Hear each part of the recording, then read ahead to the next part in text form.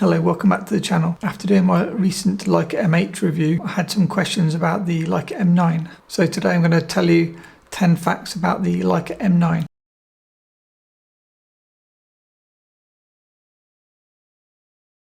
Here we have the Leica M9. Any of the keen viewers may have noticed it's very similar to my Leica M8, except it's got a sticker over the 8 to make it into a 9. This isn't a prank video, jokes aside. I don't actually own my Leica M9 anymore. This is based on 2 years experience of owning the Leica M9 alongside the Leica M8 and now Leica M240. I basically tell the story of the Leica M9 in picture format. So I've got lots of images shot with the Leica M9, so I can pretty much do a comprehensive kind of roundup of the Leica M9 without actually owning it. And despite it looking rather silly that I've got a M8 with a sticker over it, the reason I've done this, other than the fact that I don't have my Leica M9 anymore, is the cameras are near identical. The Leica M8 and the Leica M9 are pretty much identical from the outside. As I own both and use them side by side, the only way I could tell the difference was if I looked on the front. I have my list, so let's get started. Point number 1, how much does a Leica M9 camera cost in 2020? As I've done in my other Leica camera reviews, I've checked the used camera prices and checking my notes. The price of a Leica M9 in 2020 seems to be around £2,200. Now, to put this in perspective, a Leica M8 costs, ignore that, a Leica M8 costs £1,500 and a Leica M240 costs £2,500. So the Leica M9 really is the middle ground between the Leica M8 and the Leica M240.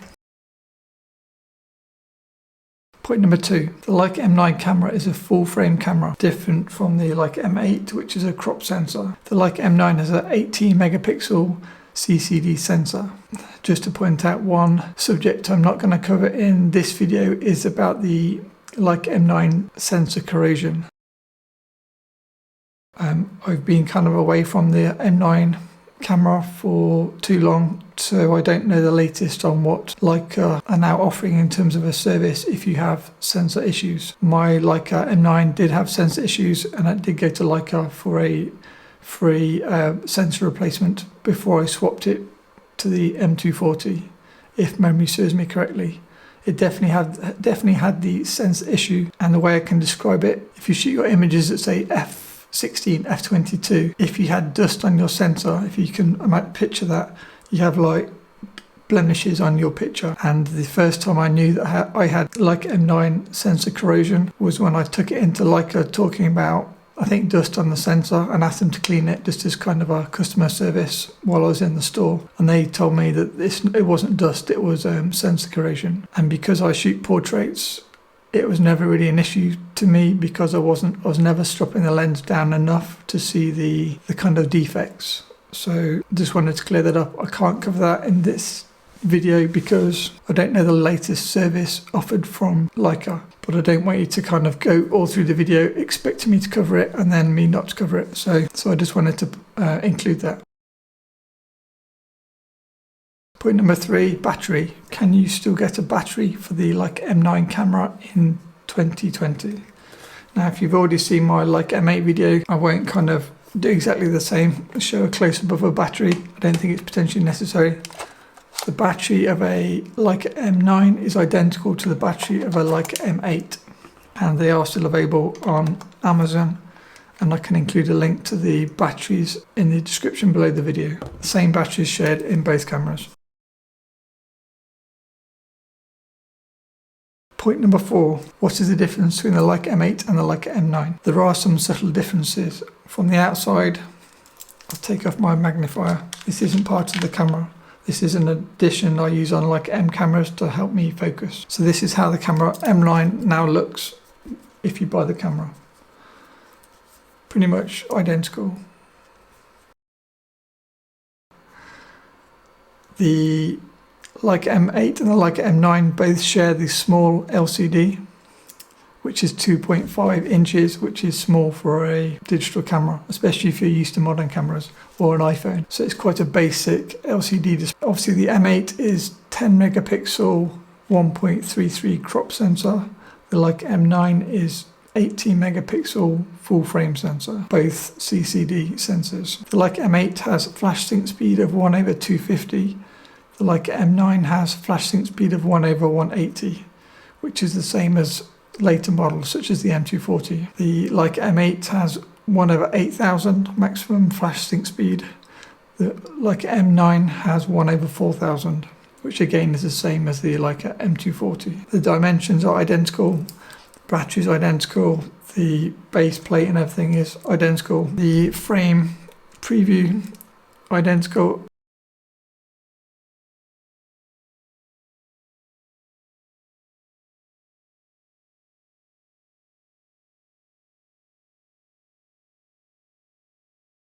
Point number 5, how would a Leica M9 compared to a Leica M240? I can use the M8 as an example because they look the same. You can see on the Leica M240 that the LCD display is much larger, making it much easier to see. The dials on the top are pretty similar, with the M9 being more similar to the M240 in terms of the maximum flash sync speed and maximum shutter speed. The viewfinder is the same on both cameras.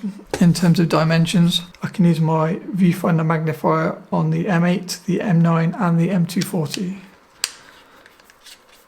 They all fit the same, like so. What are some of the drawbacks of owning an M9 compared to a modern camera? The M9 compared to later Leica digital cameras has no live view.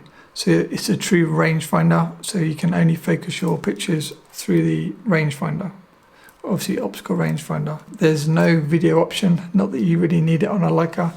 I don't think photographers buy Leicas to use video, but just to point out, on the M240 there is a video option, on the M9 there's no video option. And obviously the M240 you have live view on the back on the LCD. In terms of sound, if you see my Leica M8 video, it's not the quietest camera. The sound of the M9 is closer to an M8 than it is to the M240. So this is an M8. And take note of kind of the whirring noise. This is an M240. I'll just do one more time. So pretend this is an M9 because it's very similar. And again the M240. So the M9 camera is noisier. When I had my M9, there is an option to shoot in discrete mode, and what that basically means is you take your shot, and as I've got it set up on the M8, you keep it held down, and then if you're doing say street photography, you take your shot, you get a click, and then you walk away and then release, and you get the whirring noise after. So the M9 is slightly quieter than the M8, but it shares the same kind of discrete shutter option, so sometimes it's worth using. Say you're in a church or somewhere, really quiet, museum, library, and you want to take a photo and then walk to a outer corridor before you release to let the noise. It's a good function. The M9, as I said, is 18 megapixel full frame.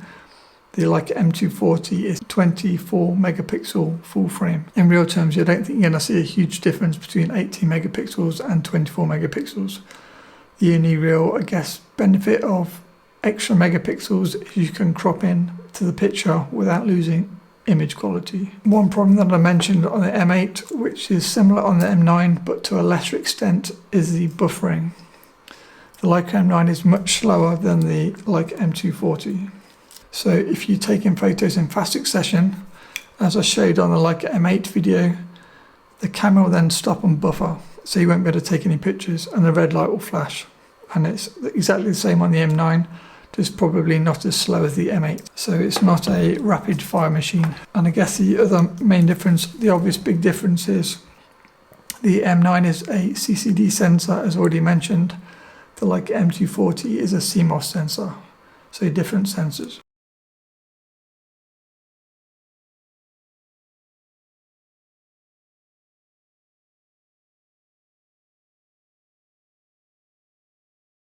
Point number 6, dynamic range. I reread my Leica M9 blog posts on the MrLeica.com website from when I owned the camera and kind of first impression reviews, and I wrote quite detailed articles with images.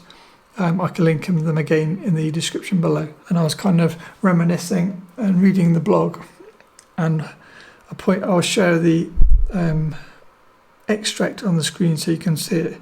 One thing I noted was the dynamic range of the Leica M9 JPEG is 7.84 EV. The dynamic range of a Leica M9 DNG file is 11.7 EV exposure value. And then if you compare that to, at the time, the Nikon D800 I was using, that had 14.4 EV. And so I was shooting black and white JPEG predominantly because that's what I was enjoying.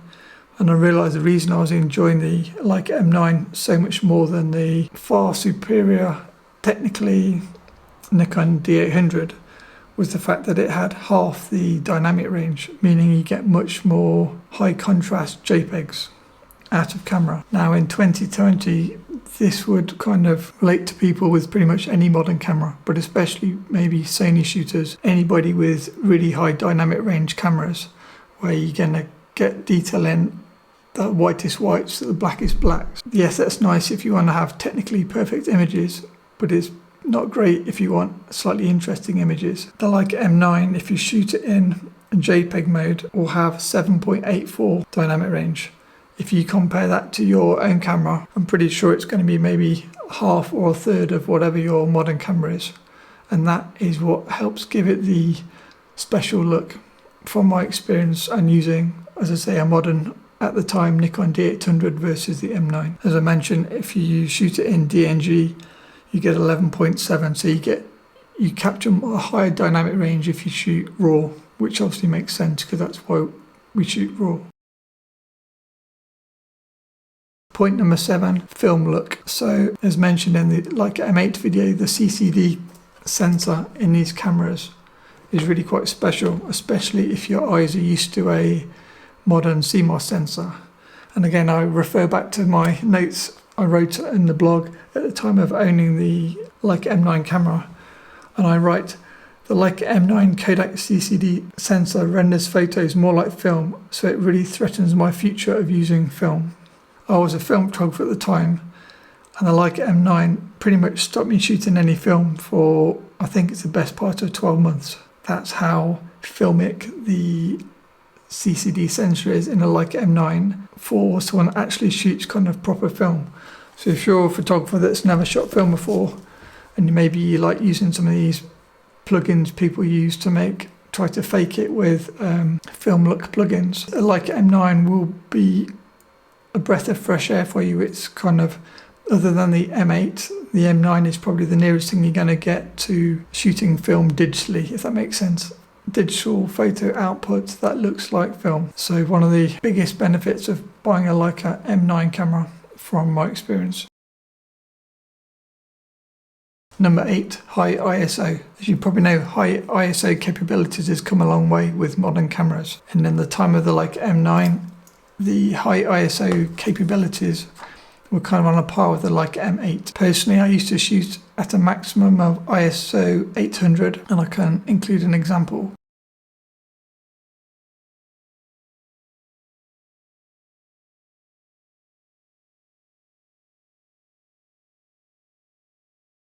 Anything above that, I'd probably use flash or fast lenses. The benefit of using a rangefinder camera compared to, say, an SLR camera or DSLR camera is rangefinder cameras, you can use a really slow shutter speed to let in more light, meaning you don't need high ISO. So again, I'd go on record when I had my M9 saying I was shooting the camera at an 1/8 of a second, 1/4 of a second, doing night photography to let enough light into the camera to be able to shoot at ISO 800 in the dark, and it worked for me no problem, even with model photos. Number 9, black and white. Now you've already seen some black and white images throughout this video, but in terms of the strength of the Leica M9, if your main interest is shooting black and white photography, the Leica M8 is better. That may sound strange because the Leica M8 is an older camera, but they compare the Leica M8 to a Leica M9 monochrome, which is obviously the black and white version of a standard Leica M9. So if you want to shoot black and white, it was great for me, but if you want an even sharper output from the same CCD sensor, buy a Leica M8. If you've never used a Leica M9, you'll probably absolutely love the images regardless. My personal preference was shoot high contrast black and white JPEGs in camera and then post them straight out of camera, straight to social media. And because of the limited dynamic range, as mentioned just before, I really love those poppy kind of very high contrast photos where you're losing shadow detail and highlight detail. If you want to have more of a grey image rather than a high contrast, just shoot raw files, and then you'll have a kind of a grayer black and white image. Number 10, Leica M9 colours. Now, if you've heard any kind of stories and myths about the Leica M9, one thing you've probably heard about is the CCD colours. The issue with the original Leica M8 is you had to use a infrared cutting filter to get the true colours out of the camera. That was then resolved with the Leica M9, so you got true colours straight out of camera without needing any filters, the same as say you would on a Leica M240 in terms of not needing any special filter. The difference between the Leica M9 and the Leica M240 in terms of colors is much greater. The CCD sensor developed by Kodak was supposed to kind of replicate the colors of Kodachrome film. So the out of camera colors from the M9 for me were too saturated. I go on record as saying words to the effect of the raw files straight out of camera for the Leica M9 reminded me of slide film colors in terms of really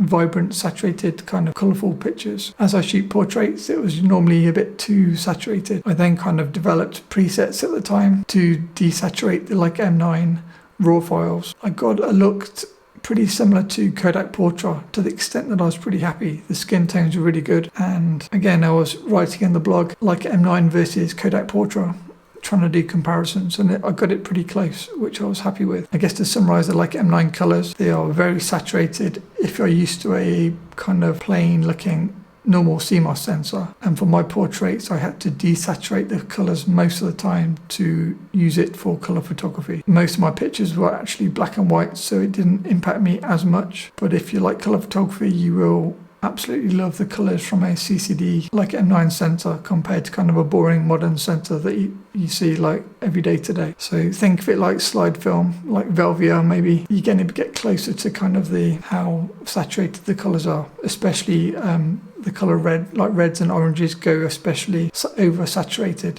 which is great if you can't see the skin tones, but if you can see the skin tones, and if like me you have a redder complexion, the red goes really red, so then I found I had to desaturate. I hope you found that roundup of the Leica M9 useful. I'm sorry I don't have an actual M9 to kind of hold for this video. Hopefully you won't mark me down. The Leica M9 is extremely similar, as I say, it's almost identical on the outside other than the number. So it's hopefully not as silly an example as it may seem to some. If you found this video useful, please hit the like button. If you've owned a Leica M9 in the past and you can kind of relate to my reminiscing of the Leica M9, please drop me a comment. And if you like this kind of content, please subscribe, because there'll be lots more videos coming. I'm releasing videos every week, and at the moment multiple times a week. Hopefully I've not missed anything obvious about the Leica M9.